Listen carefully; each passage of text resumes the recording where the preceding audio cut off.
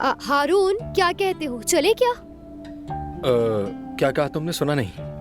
बर्क कह रहा है कि हम गालाना चलते हैं, तो क्या हम तीनों चले?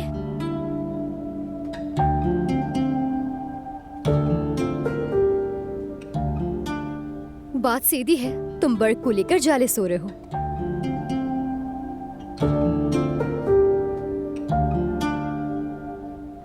अब मैंने बकर भाई को पैसे देने हैं आज। तुम लोग चले जाओ, मैं काम निपटा कर आ जाता हूँ। हाँ तो ठीक है ना, फिर हम चलते हैं।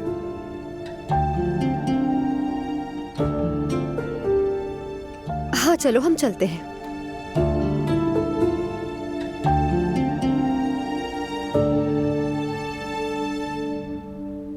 हारून, क्या हमारी वो जैकेट दे दोगे हमें?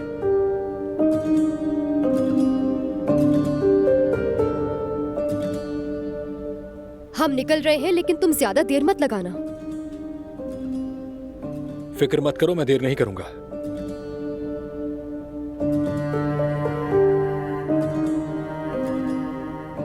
Thank you. प्लीज वो मुझे मेरा बैग भी दे दोगे, अगर तुम्हें जहमत ना हो तो।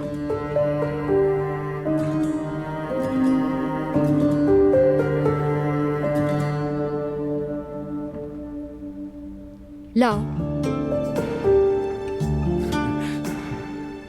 चलते हैं हम।